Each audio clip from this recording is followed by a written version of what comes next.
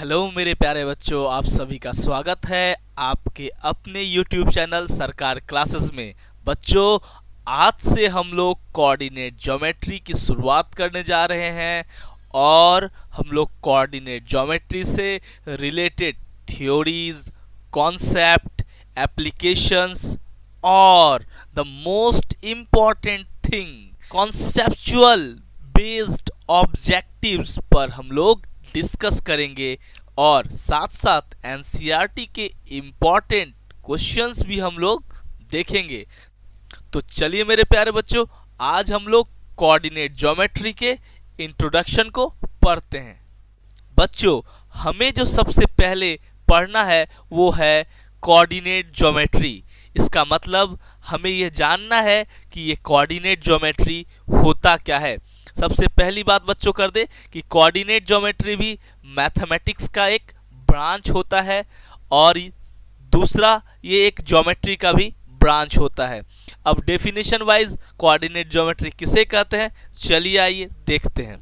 The geometry in which we locate points. बच्चों, इसका मतलब है कि कोऑर्डिनेट ज्योमेट्री मैथमेटिक्स का ऐसा ब्रांच है, यानी कि ज्योमेट्री का भी एक ऐसा ब्रांच है जिसमें हम लोग लोकेट करते हैं किसको, पॉइंट्स को। लोकेट मतलब क्या होता है बच्चों, लोकेट मतलब होता है रिप्रेजेंट करना, ठीक है ना। किसको रिप्रेजेंट करते हैं बच्चों, पॉइंट्स को रिप्रेजेंट करते हैं। एक और बात बच्चों, यहाँ पर पॉइंट्स है उसमें एस ब्रैकेट में है, क्यों मालूम है, क्योंकि हम लोग एक या फिर एक से ज़्यादा पॉइंट को रिप्रेजेंट करते हैं ना, इसीलिए यहाँ पर एस को ब्रैकेट में रखा गया है। तो हम लोग कह सकते हैं कि कोऑर्डिनेट ज्योमेट्री का ऐसा ब्रांच है जिसमें हम लोग क्या करते हैं, एक या फिर एक से ज़्यादा पॉइंट्स को लोकेट करते हैं। किसके मदद से, यूजिंग कोऑर्डिनेट्स की मदद से, या फिर उसी को हम लोग कहे नंबर्स या फिर वैल्यूज की मदद से। तो सिंपली हम लोग कह सकते हैं कि कोऑर्डिनेट ज्योमेट्री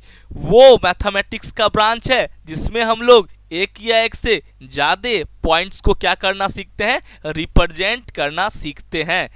अगला जो सबसे इम्पोर्टेंट दूसरा टॉपिक है जो आप लोगों को जानना बहुत ज़रूरी है वो ये है कि coordinate geometry is also known as analytical geometry.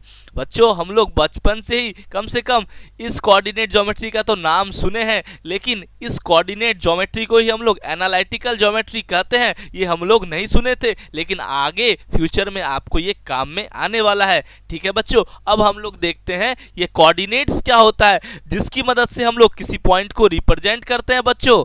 ठीक है, कि जिसकी मदद से हम लोग किसी पॉइंट को रिप्रेजेंट करते हैं उसी को हम लोग कोऑर्डिनेट्स कहते हैं। तो आइए चलिए डेफिनेशन वाइज समझ लेते हैं कोऑर्डिनेट्स क्या है। द लोकेशन ऑफ पॉइंट्स, इसका मतलब है किसी पॉइंट की लोकेशन को, इसका मतलब एक या एक से ज़्यादा पॉइंट्स के लोकेशन को कहाँ पर, ऑन ए प्लेन, किसी प्लेन पर इज एक्सप्रेस किया जाता है बच्चों।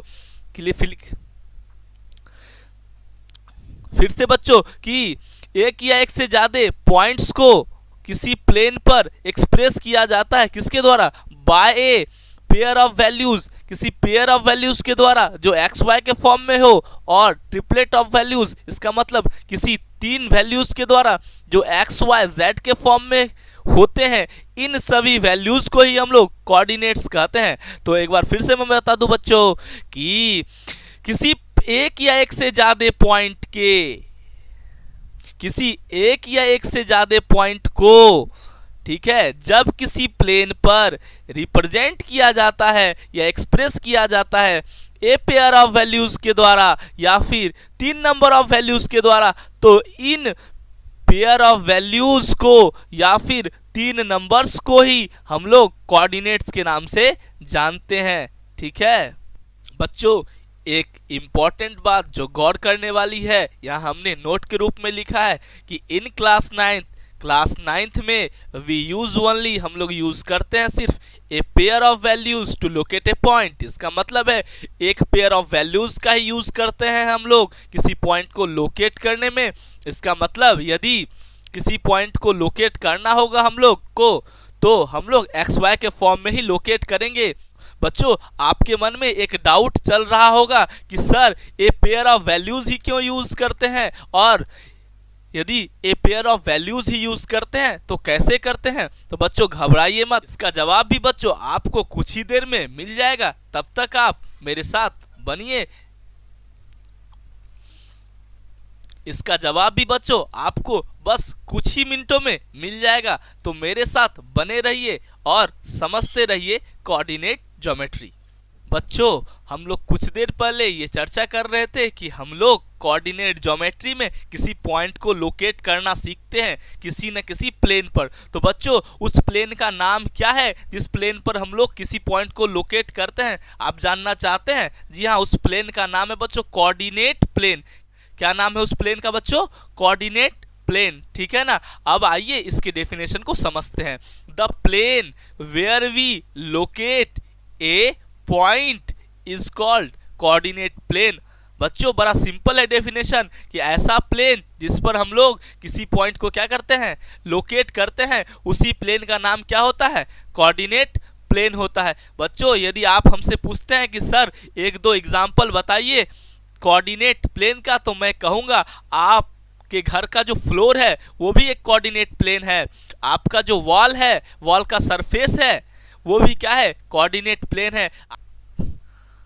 आपके स्कूल का ब्लैक बोर्ड का सरफेस वो भी क्या है? एक कोऑर्डिनेट प्लेन है। आपके नोटबुक का जो सरफेस है वो भी एक कोऑर्डिनेट प्लेन है। तो आइए बच्चों अब देखते हैं कि ये कोऑर्डिनेट प्लेन कितने टाइप्स का होता है।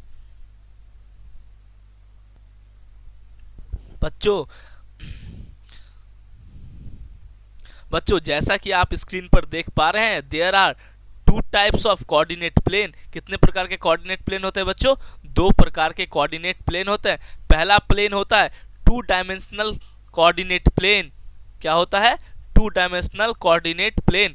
बच्चों इट हैज टू एक्सिस, इसके पास मात्र दो ही एक्सिस होता है जिसका नाम होता है एक्स एंड वाई। ठीक है बच्चों।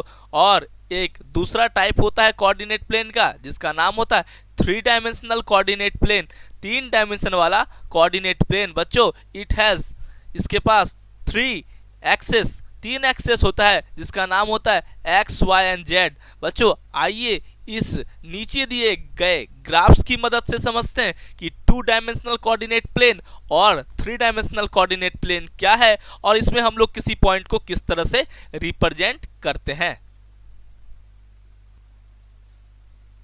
बच्चों आपके सामने सबसे पहले ये जो पहले वाला डायग्राम है, हम लोग इस डायग्राम पर डिस्कस करते हैं।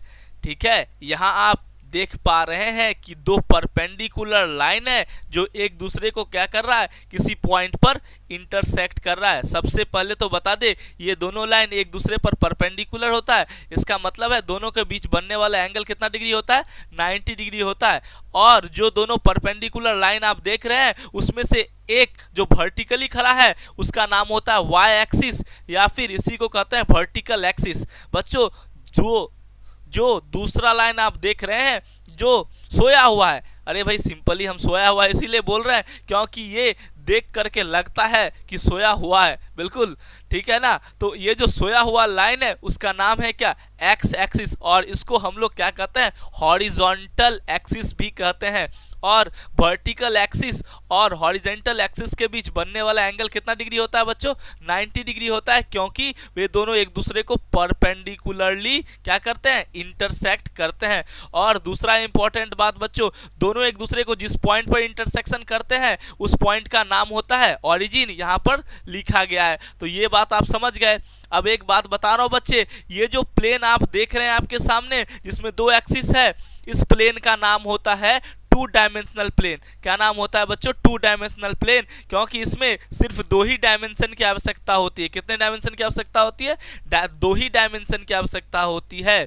तो बच्चों ध्यान रखिएगा, जब डायमेंशन दो है तो आपको किसी भी पॉइंट को रिप्रेजेंट करने के लिए आपको कितने नंबर ऑफ वैल्यूज की आवश्यकता होगी? दो नंबर ऑफ वैल्यूज की आवश्यकता होगी। इसीलिए बच्चों, इसीलिए कि 2D प्लेन में हम कितने वैल्यूज के द्वारा नंबर को रिप्रेजेंट करते हैं? कितने वैल्यूज के द्वारा किसी पॉइंट को रिप्रेजेंट करते हैं? दो वैल्यू के द्वारा ही हम लोग किसी पॉइंट को रिप्रेजेंट करते हैं। ये बात क्लियर हो गई ना, क्यों 2 पॉइंट के द्वारा रिप्रेजेंट करते हैं? इसीलिए क्योंकि 2D प्लेन के पास 2 ही एक्सिस होता है। एक और बात बच्चे लोग हम क्लियर कर दे आपको, इन 2D अभी तुरंत बताया, इन 2D वी नीड 2 कोऑर्डिनेट्स। हमको कितना कोऑर्डिनेट्स चाहिए? 2 कोऑर्डिनेट्स चाहिए टू रिप्रेजेंट ए पॉइंट, किसी पॉइंट को रिप्रेजेंट करने के लिए। अभी क्लियर कर दिया हमने। अब आइए बच्चों हम लोग 3D प्लेन की चर्चा करते हैं।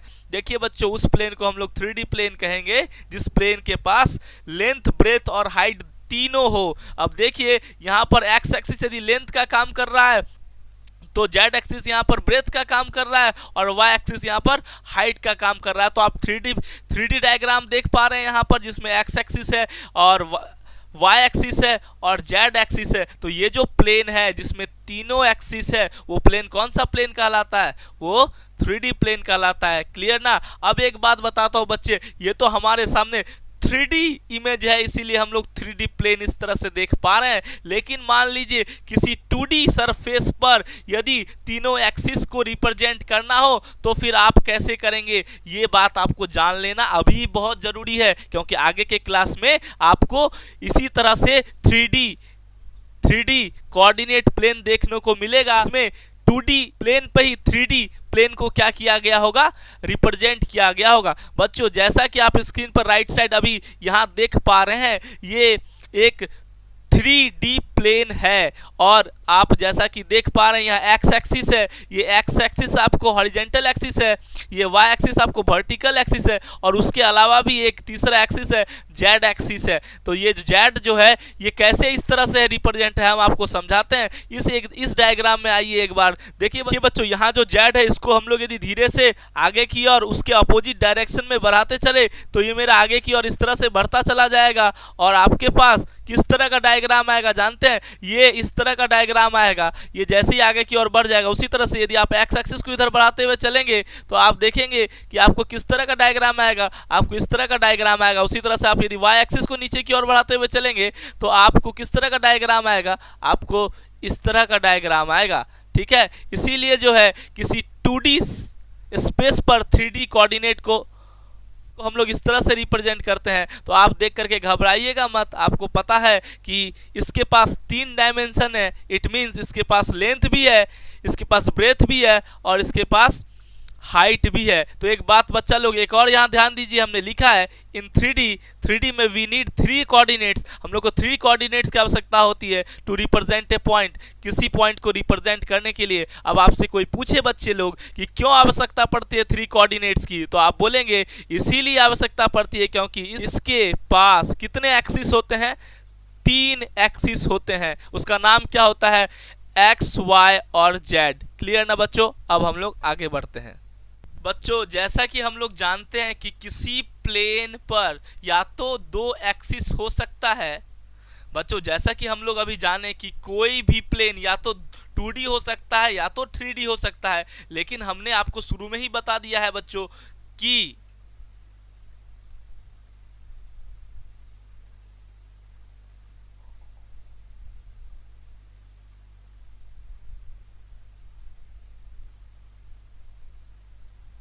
कि हम लोग क्लास 9th में सिर्फ 2D प्लेन के विषय में पढ़ते हैं, या फिर कहे कि 2D प्लेन में ही किसी पॉइंट को लोकेट करने के बारे में पढ़ते हैं। तो याद रखिएगा बच्चों, अब हम लोग सिर्फ किसको डिस्कस करेंगे? 2D प्लेन के बारे में ही डिस्कस करेंगे, या फिर एक्स एक्सिस और वाई एक्सिस वाले प्लेन के बारे में ही डिस्कस करेंगे, जिसमें कि हम लोग को किसी पॉइंट को रिप्रेजेंट करना सीखना अभी बाकी है। तो बच्चों एक और इंपॉर्टेंट बात यहाँ पर हमने लिख करके रखा है, बोथ एक्सिस। चूंकि बोथ एक्सिस इसीलिए लिखा क्योंकि हम जानते हैं कि 2D प्लेन में सिर्फ 2 ही एक्सिस होता है। Both axis together called coordinate axis. दोनों एक्सिस को साथ साथ हम लोग कौन से एक्सिस के नाम से जानते हैं? कोऑर्डिनेट एक्सिस के नाम से जानते हैं। बच्चों एक और बात आपको बता दें, यहाँ एक्सिस में ES है, यहाँ आप देख पा रहे हो एक्सिस में AXES है, क्योंकि AXES मतलब होता है प्लूरल। जब एक से ज्यादा एक्सिस रहता है तो उसको हम लोग AX लिखते हैं, ठीक है ना बच्चों। अब हम लोग देखेंगे बच्चों कोऑर्डिनेट सिस्टम। आपके मन में अभी तक एक क्वेश्चन आ जाना चाहिए था कि सर किसी तरीके से तो रिप्रेजेंट करते हैं किसी पॉइंट को। जी हाँ बच्चों, बिल्कुल आप सही सोच रहे हैं। इस कोऑर्डिनेट ज्योमेट्री में भी किसी पॉइंट को रिप्रेजेंट करने के लिए एक सिस्टम की आवश्यकता होती है, जिस सिस्टम का नाम होता है कोऑर्डिनेट सिस्टम। तो आइए देखते हैं बच्चों, मैथमेटिकली कोऑर्डिनेट सिस्टम मतलब क्या होता है। कहता है a system of locating,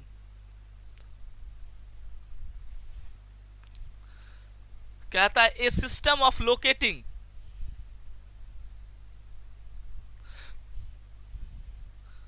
a system of locating representing a point. बच्चों ऐसा सिस्टम जिसमें हम लोग किसी पॉइंट को रिप्रेजेंट करना सीखते हैं या लोकेट करना सीखते हैं, उसी सिस्टम का नाम है, उसी पद्धति का नाम है, उसी तरीके का नाम है कोऑर्डिनेट सिस्टम। तो क्लियर हो गया, जिस सिस्टम में हम लोग किसी पॉइंट को लोकेट करना सीखते हैं उस सिस्टम का नाम ही क्या है, कोऑर्डिनेट सिस्टम। बच्चों यहाँ एक बात क्लियर कर दे, दो प्रकार के कोऑर्डिनेट सिस्टम होते हैं। कितने प्रकार के कोऑर्डिनेट सिस्टम होते हैं? दो प्रकार के कोऑर्डिनेट सिस्टम होते हैं जिसमें हम लोग किसी पॉइंट को लोकेट कर सकते हैं या फिर करते हैं। उसमें से पहला है बच्चों कार्टेशियन कोऑर्डिनेट सिस्टम। कौन सा सिस्टम है? कार्टेशियन कोऑर्डिनेट सिस्टम है। दूसरा है बच्चों पोलर कोऑर्डिनेट सिस्टम। बच्चे एक बात मैं कि आप लोगों को क्लियर कर दूं कि हम लोग को क्लास 9th में जो कोऑर्डिनेट सिस्टम पढ़ना है वो है कार्टेशियन कोऑर्डिनेट सिस्टम, लेकिन मैं आप लोगों को अगले वीडियो में दोनों के विषय में बताऊंगा और समझाऊंगा भी। इसके लिए आप चिंता ना करें और नेक्स्ट वीडियो का इंतजार करें।